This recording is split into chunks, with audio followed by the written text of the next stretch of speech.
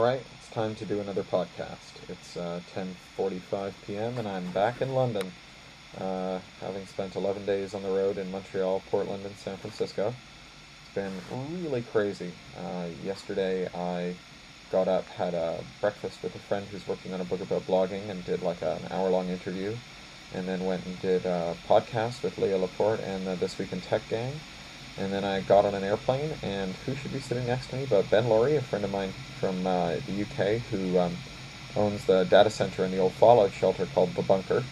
Ben was very gracious while I pulled out my laptop and wrote another 3,000 words of After the Siege. As you may recall, this is the story that I work on long-haul flights. Got about 6 hours sleep, landed, went home, filled in my immigration paperwork, took it to the solicitor's office, went to the bank, went to the post office, came back home in time to do a phoner, then ran out again, picked up my PowerBook from the repair shop, came home, started answering email, and I've only just finished. It's now 10:46, and I've been on the ground for, I guess, about 10 hours, and I've only just sort of finished running all the errands and doing all the chores that accumulated while I was away. But tomorrow's another day, and I'll be back in the office and maybe getting some actual productive work done. Before that all starts, I'm going to read a little bit more of After the Siege. So when we left, back up a little. When we left, the wizard had just been saying to Anna, "Oh, Anna, you cynic," the wizard said. "There are many, many safe places. The world is full of them. They are the exception, not the rule. Isn't that why you've come here?" "We're not talking about why I came here," Anna said. She nodded back at Valentine and made a little scooting hand gesture at her. Valentine couldn't decide if she liked Anna, though Anna was very pretty. "I need help for my family," she said. "And why would I give help?" the wizard said. He was still smiling, but that face of his, the face that looked like he'd been wounded and never quite healed, it was set in an expression that scared her a little. His eyes glittered in the low light of the swooping sitting room. She found that she had slumped against the sofa, and now it had her in its soft embrace. "Because you helped me before," she said. "I see," the wizard said. "So you assume that because I'd been generous, very, very generous to you once before, that I'd be generous again? You repay my favor with a request for another one?" Valentine shook her head. "No. I will find a way to repay it," she said. "I can work for you." "I don't need any ditches dug around here, thank you." Somewhere in that flat, a door opened and shut. She heard muffled voices, lots of them. The flat was full of people somewhere. "I can do lots of kinds of work," she said. She attempted a smile. She didn't know what she was offering him, but she knew that she was too young to be offering it, and besides, with zombieism, you shouldn't do that sort of thing. She would be safe, though, and careful, so that he would live to help her family. Anna crossed past her in a flash, and then she smacked the wizard a crack across his face, hard enough to rock his head back. His cheek glowed with the print of her open hand. "Don't you toy with this little girl," she said. "You see how desperate she is? Don't you toy with her." She whirled on Valentine, who stood her ground even though she wanted to shrink away. If she was old enough to offer herself to the wizard, she was old enough to stand her ground before this beautiful, well-fed blonde woman. "And you," Anna said, "you aren't a fool, I can tell, so don't act a fool. There are 1,000 ways to survive that don't involve lying on your back, and you must know them or you wouldn't have survived this long. Be smart or be gone. I won't watch you make a tragedy of yourself." "Anna, what do you know about survival?" the wizard said. He had one hand to his cheek, and he was giving her the same glittering look that he'd given to Valentine a moment before. "Just don't play with her," Anna said. "Help her or get rid of her, but don't play with her." "Go and see to the others, Anushla," the wizard said. "I will negotiate in the best of faith with our friend here, and call you in to review the terms of our deal when it's all done, all right?" Anna looked toward the corridor where the voices were coming from, and then back to the wizard, and then to Valentine. "Be smart, girl," she said. The wizard brought her a plate of goose-liver dumplings smothered in white gravy, and then took a bite out of a big toasted corned beef sandwich that oozed brown mustard. "Right," he said, "no playing. If you want to work for me, there are jobs that need doing. Have you ever seen stage magic performed, the kind with tuxedos and white doves?" She nodded slowly. "Before the war," she said. "You know how the magician always has a supply of lovely assistants on hand?" She nodded again. They'd worn flattering, tight-fitting calf-high trousers, cutaway coats, tummy-revealing crop tops, and feathered confections for hats. "Everyone who does magic has an assistant or two. I'm the wizard, and I do the best magic of all, and so I have need of more assistants than most. I have an army of assistants, and they help me out, and I help them out. I'm leaving in 5 days, she said. The kind of favor I had in mind from you is the kind of favor that you could perform the day after tomorrow. And you'd take care of my family? I would do that, he said. I always take care of my assistants' families. Do we have an agreement? She stuck out her hand and they shook. Eat your dumplings, he said, and then we'll get you some things to take home to your family. 2 days after the wizard agreed to take care of Valentine's family, the fever had become her constant companion, so omnipresent that she hardly noticed it, though it made her walk like an old woman, and she sometimes had trouble focusing her eyes. She arose that morning and feasted on brown rolls with hard crusts, small citrus cakes, green beef tea, porridge with currants and blueberry concentrate and sweet condensed milk, and a chocolate bun to top it all off. Trover ate even more than she did, licking up the crumbs. She saw him hide 2 of the jackfruits under his shirt and nod his satisfaction. He had learned something about surviving then. Her mother had not questioned the food, nor the clothes, nor her daughter's absence in the night. But oh, she had given Valentine a look when she came through the door carrying all her parcels, a look that said, "Not my daughter any more." Not a look that refused what she bore, but a look that refused her. Valentine didn't bother trying to explain. She knew what her mother suspected, and it was better in some ways than the truth. Her mother drank the real coffee reverently, with 3 sugars and thick, no-refrigeration cream. She ate sardines on toast, green beef tea, and a heap of fluffy scrambled eggs with minced herring. Then she put on her uniform and took up her gun and went out the door without a look back at Valentine. By the end of the week she won't have to worry about me, Valentine thought. The fever made her finger shake, but still she drank her hot chocolate. Trover knew his own way to the crèche, and so Valentine went forth to earn her family's fortune. The wizard had given her a small stack of little electric marbles, and had told her to get them planted in no fewer than 300 locations at the front, and in the places where the fighting was likely to move. They were spy eyes, the kind of things that she and her friends had exchanged to keep in one another's rooms before the war, so they could sneak midnight conversations in perfect encrypted secrecy. Sorry, I picked up a bit of a sniffle. If I'm caught, she said. You'll be shot, he said. You must be. Oh, my computer is frozen. Just 1 second. You'll be shot, he said. You must be. The alternative is that you'll lead them back to me. And if you do that, the whole game is up. Your friends' lives, my life, your life, the life of all my assistants and friends will be forfeit. It will be terrible. They will destroy this place.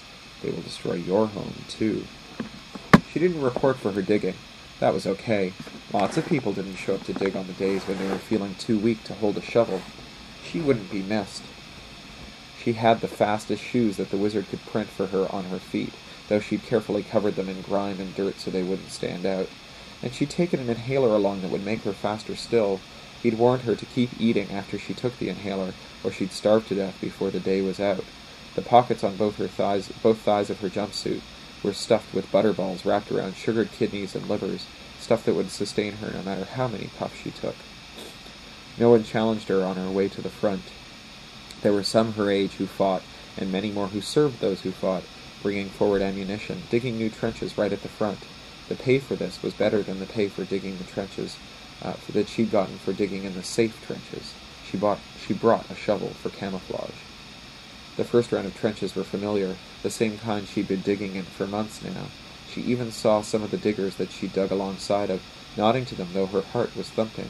You'll be shot, she thought, and she palmed an electronic eye and stuck it to the wall of the trench.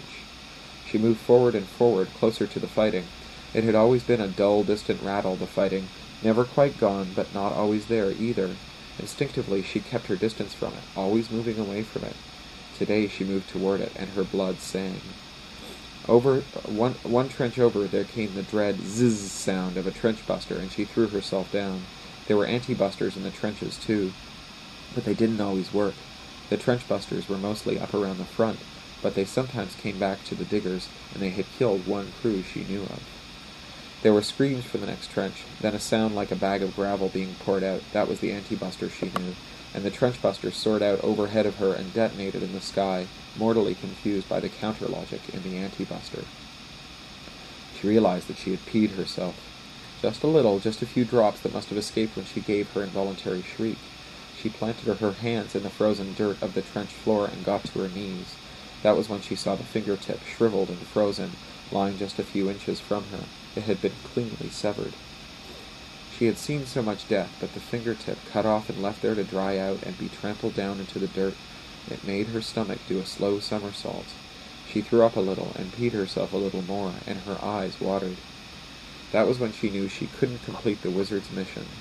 There was death ahead for her that day, much death to see at the front, and she couldn't face that. Sorry, I'll just do a little correction as I go here. And she couldn't face that. Not when her pockets were full of spy eyes, and that meant espionage, meant that the wizard was on the other side, at the side of the bastards whose old people she would starve in their high flats, and whose children she would tear from their beloved parents. The fever made her shake hard now. Her head swam, and the world pitched and yawed like a ship in heavy seas. She stood up and took a step. It was a funky disco dancer step. Her next step was, too. Then she was walking normally again. She reached down into her shirt between her breasts. She had on a bra again, fresh from the wizard's printer, and withdrew the inhaler he'd given her. She'd be dead in a week. She put the inhaler to her lips and drew in a deep breath while squeezing it, and then the fever was gone. The horror was gone. The fear and cold were gone. What was left behind was a hard, frenetic grin, something that sharpened her every sense and set her feet alight like the most infectious of dance music. She ran now, flying through the trenches. The closer she got to the front, the worse it smelled.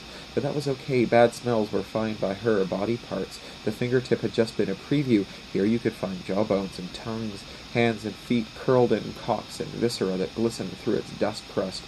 Not a problem. She planted 5 eyes and then crouched to let a... frozen up PC again. Then crouched to let a trenchbuster sail over her head. She resisted a mad urge to reach up and stick an eye to it.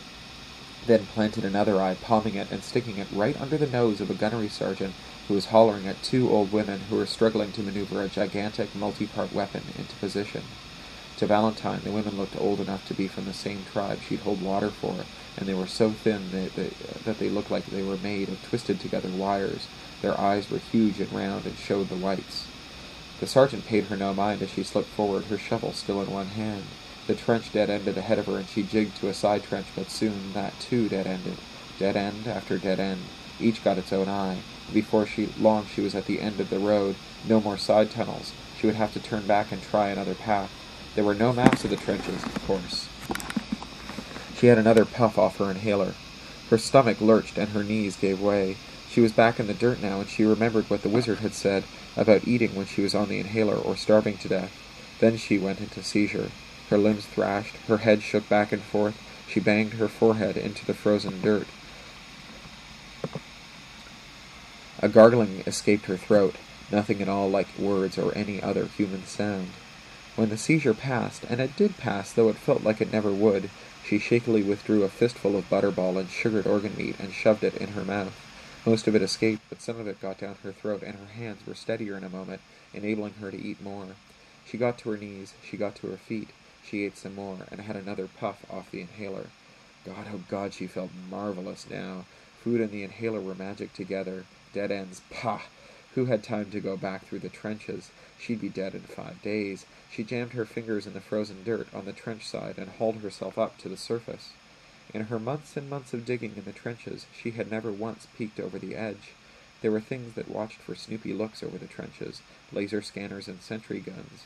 You could lose the top of your head zip-zap. Now she was on the surface. It was like the surface of the moon. Craters, hills, trenches, and great clouds of roiling smoke and dust. Nothing alive. Broken guns and things that might have been body parts. She grinned her hard grin, because there was no one else here, and so she was queen of the surface, the bloody angel of the battlefield. She fisted more sugared liver into her gob and ran. Zizz, zizz, zizz, there were bullets and other materiel around her as soon as she moved, but the world was so clear now, the grey light so pure, the domain so utterly hers, there was no chance she'd be hit by a bullet. She leapt a trench and skirted a trench, leapt and skirted, heading further and further toward the lines. She nearly tripped over a sentry gun, and then leapt on top of it as it tried to swivel around to get her in its sights, and she pasted an eye on it and laughed and leapt away. She was thinking that she should get back into a trench, and she was trying to pick one when it was decided for her. She was in mid-leap over a trench when a bullet clipped the heel of her shoe and she tumbled down into the trench. She did a tremendous, jarring face-plant into the planks below and lay stunned for a moment with her mouth filling up with blood. Sorry, fixing a typo. With her mouth filling up with blood. Her tongue throbbed. It had been bitten, and as she carefully rolled it around her mouth, she discovered that she'd knocked out one of her front teeth. Not such a pretty girl anymore, but she'd be dead in less than 5 days. She got to her knees again and planted an eye as she looked around. A soldier was staring at her from the end of her current trench. He was saying something, but here the trenches boomed with artillery and zizzed with gunfire, and hearing was impossible. She drew closer to him to hear what he had to say, and she was practically upon him when she realized that he was wearing an enemy uniform. She was quick, but he was quicker, and he had her arm in an iron grip before she could pull away. He said something in a language that they often spoke in the movies, back when there was a cine across from her block of flats. She knew the words of that language. "Friends," she said. He said something in a different language, but she didn't recognize it. Then he switched to Hindi, but all she knew how to say in Hindi was "Love, love, love, I'm in love," which was the chorus to all the songs in the Hindi movies. He shook her arm hard. He was angry with her, and the gun was in his other hand now, a soft, floppy handgun, like a length of rope, and he was gesturing at her and shouting. He was as well-fed as the wizard, and he was not much older than she. She thought that he didn't want to kill her, and he was angry because he was going to have to. She tried smiling at him. He scowled hard. She held out her hand to him, and she touched his arm softly, placatingly. She pointed at her pocket where the butterballs were. Very slowly she reached into it. He watched her with suspicious eyes, that handgun trained on her now. She thought that if she had been a suicide bomber, he'd be dead now, and that made her feel a little better about the war. If this is what a soldier from the other side was like, they may have a chance after all. She drew out a butterball and took a bite of it, then offered it to the soldier. He looked like he wanted to cry. She held it to his mouth so he wouldn't have to let go of her or the gun in order to eat it. He took a small, polite bite, chewed and swallowed. She had a bite, then gave him one. They ate like that until the butterball was gone, and then she drew out another and another. She pointed to herself. "Valentine," she said. He shook his head. He was the picture of moroseness. "Withnell," he said. "Pleased to make your acquaintance, Withnell," she said in his language, another useful phrase called from the cine, though she suspected that she was pronouncing it all wrong. She held out her hand to shake his. He holstered his handgun and shook her hand. "I have to go, Withnell." She couldn't say this in his language, but she spoke slowly and as clearly as she could. He shook his head again. She covered his hand on her arm with her own and gave it a squeeze. "To save my family," she said. "I'm on a mission for your side anyway. Let me go, Withnell." She gave his hand another squeeze. Slowly he released her arm. He was very handsome, she saw now, with a good chin and sensuous lips. She'd never kissed a boy, and she'd be dead in 4 days and a little more. Or maybe she'd be dead that afternoon, if she couldn't get back into her own trenches. She put her hand on the back of his neck and pulled his face to hers and gave him a dry, hard kiss on those pouting lips. It made her blood sing, and she gave him a hug, too, pressing her body to him. He kissed her back after a moment, surprised. His tongue